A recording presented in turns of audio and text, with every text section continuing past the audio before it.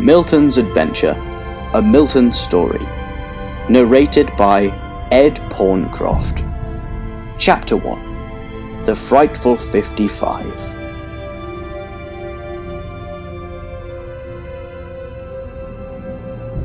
It was a breezy Thursday afternoon on Dartmoor National Park, with few clouds and warm, clean air. An adolescent boy could be seen meandering across the hills and dales, seemingly without a care in the world. The peppy young lad swaggered across the grasslands, with half an egg and cress sandwich in one hand, and a strange glass goblet in the other. His hair was blonde, long, and unwashed, and his expression cocksure yet jovial. He wore cargo shorts and a faded red hoodie. On his head sat a little red cap, bearing the Union Jack, and over his shoulders was slung an Attack on Titan Survey Corps errand backpack. This boy's name was Milton. Now, Milton Hamleigh Oliver wasn't just your average 14-year-old boy. No, he was a little bit more than that. While other boys of his age would be out playing ball in the fields or canoodling with all the girls, Milton was content with the simpler things. A day on his Game Boy Color, or a stroll across Devon's largest protected moorland. In truth, Milton was hardly normal at all, partly because of his highly irregular upbringing, but mainly because of his great destiny. You see, Milton was special. From a young age he had been known to read minds, and throw things across the room without touching them. Above this was his sense of mission. Right now, he was undertaking a great task, with gravity beyond any mortal comprehension. Milton broke into an impressive gait, and hopped a small stream, bounding from tussock to tussock in his cheap burgundy airwalks. He paused and lifted his hand to survey the landscape, and there on the horizon stood a humble cottage, a homely wisp of wood smoke emanating from a chimney on top. Milton grinned and continued eagerly up the hill toward it. The afternoon sun perfectly silhouetted a figure atop the ridge, outlining a stocky form, hands on hips, with the familiar shape of a chef's toque blanc hat perched upon his head. "Dad!" called out Milton over the gentle Dartmoor breeze. The man welcomed Milton with open arms, and Milton ran into his embrace. This man was none other than British TV chef Jamie Oliver, Milton's illegitimate father and mentor. "Milton, my boy, how have your travels fared?" Jamie spoke in his distinct Cockney lilt. "I trust you have taken good care of the chalice?" He indicated the antique Versailles shell water glass in Milton's left hand. "Yes, father. I've handled it with the utmost care. Its magical properties are only now becoming evident to me, as I feel it fuse with my being." Milton held the glass piece aloft. This transparent titan was known to many as the Bloodstone Chalice, an ancient relic forged from the mythic bloodstones of yore, said to contain the energies of 1,000 gods and the might of a billion champions, as well as being the keystone between reality and the fabled Pucker realm. "I've been drinking from it a lot too," claimed Milton. "That irony orange stuff tastes great." Jamie offered a strong pat on the boy's back. "This is good to hear, Milton. Now come inside. We have much to address." The chubby chef led the young boy into the small cottage, affectionately named Lodestone Lodge.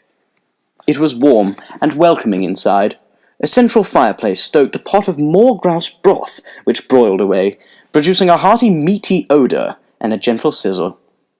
The walls and floors were lined with multitudes of cooking books, spanning hundreds, if not thousands, of years. They piled high to the ceiling, where a tapestry depicting a night sky during the Bloodstone hail, a comet shower that took place many aeons ago, was painted. To the right, a small kitchen area, with every utensil and cooking apparatus known to man, and some that weren't.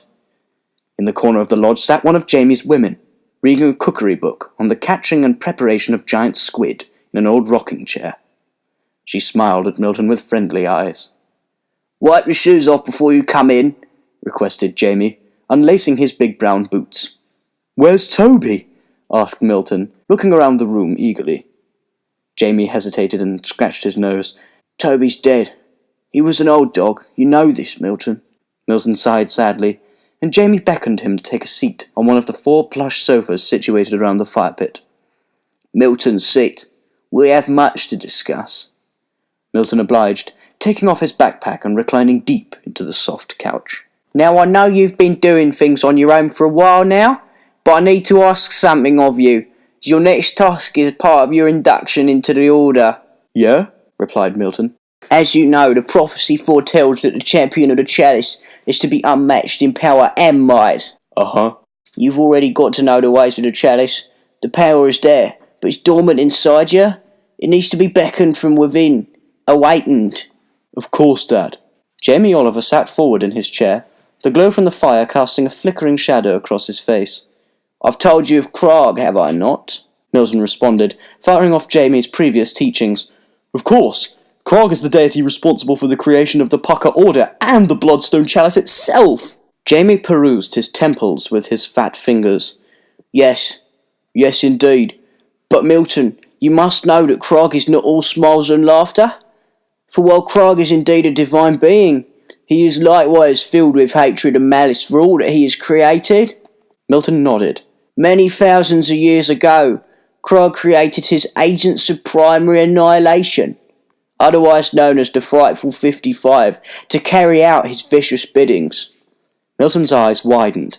The Frightful 50 what? The Frightful 55, replied Jamie, born from the base plane null and scattered across the cosmic ladder to manifest throughout the 7 areas.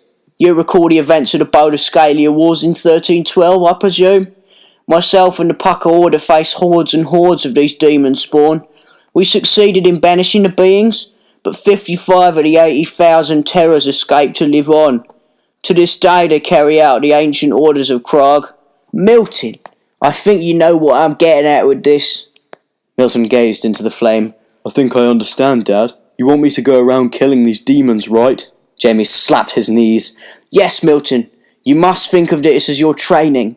Not only that, but the chalice will benefit from the slaying of these demons. You will feel yourself grow alongside it. Milton stood up suddenly, holding the chalice aloft once more. I now understand my mission, Father. I will undertake these trials, not only as my training, but for my own personal and spiritual gain. Milton made for the door, his mission now clear. Milton, hold on, cried Jamie. I haven't told you where to go. Milton sat back down. Oh yeah. Jamie rustled around in his tunic pocket, pulling out some ketchup sachets before handing Milton a tattered piece of paper, clearly torn from a spiral-bound 125 by 200mm lined office pad. Milton received it with readied hands. This ancient list compiles all 55 of the demons in no particular order. Catharsis the Incinerator. Diavolo, King of the Crimson Castle. Paul Pork! These are all just made-up names. No, Milton, far from it. These are beings of great power, some more so than others, but they all have one thing in common. They all know who you are, and they all want the chalice. You cannot let them take it from you at all costs. Understood, nodded Milton. As it turns out, there is an evil presence at large on this very moor. Milton looked up in shock. This very moor? Jamie indicated the list. Number 12, the demon known as Peanut Pete, is your first target. Milton chuckled at the name. Peanut Pete! Sounds like you have to have been a mascot for some peanut butter company. Jamie slammed his fist down hard on his knee. No, Milton, there is great power at play here. Peanut Pete laid waste to many thousands of nights in the past. He is no joke. Okay, sorry, said Milton quietly. Now this is no task to undertake alone, which is why I will be bestowing you with your very own Puckanarium familiar. Milton, hold out your palm. Milton obliged, holding forth his sweaty hand. Jamie removed a small pouch containing a cumin-like substance from his top pocket and applied a small dusting to Milton's palm. Once a small pile had been amassed, Jamie pressed the beige powder with his thumb, momentarily causing Milton great pain, then a warm, soothing feeling. Wow, I feel funny, moaned the dazed Milton, smiling. Then all of a sudden hunching double and retching. That's it, my boy, let it out! Milton heaved and spluttered, tears trickling from the corners of his eyes, until he felt something shoot out of his throat and land on the carpet. Jamie stood excitedly. There it is! What? Wheezed Milton, looking down to see a small yellow-green striped butterfly-like creature on the floor, covered in saliva. Jamie picked it up and cradled it in his hands. Wow, beautiful. This winged being will act as a demon sealant, banishing the evils away to the confinements of the Pucker realm once weakened by the power of the chalice. Yours has taken the form of a little butterfly. What are you going to call her? Milton stared, confused at the winged thing. A bird. What? It's not a... Okay, very well. Your familiar shall henceforth be known as the bird. The little yellow thing sprung into action, flitting about the room to land on Milton's shoulder. Howdy-ho! I'm the bird! At last, my sweet voice will be heard! Milton giggled and allowed the little creature to rest on his stabby fingertip. The best thing about Parkinarium familiars is to anyone else, they just appear as cheap plastic toys. Look, mine's a rubber lobster. Wow, gasped Milton, in awe. Now the thing about these is they know the way, Milton. They're basically a little sat-nav. You've got to keep 'em on you at all times. The bird chimed in. Yes, it's true, I know the way, from Talbot Town to Tuckenhall. Milton stood up once again, hand on heart. Now, father, I hear the moor calling. I surely must be off. Jamie held up his hand. One more thing, Milton. I'm going to bestow you with this. Jamie stuck his hand between the sofa cushions and rummaged around for a while until he pulled out a great sheathed blade. This is an ancient and powerful pucker bayonet that saw use in the Bodiscalia Wars. It was once my own, Milton.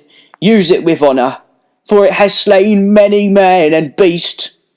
Wow, stuttered Milton. All of this just for me?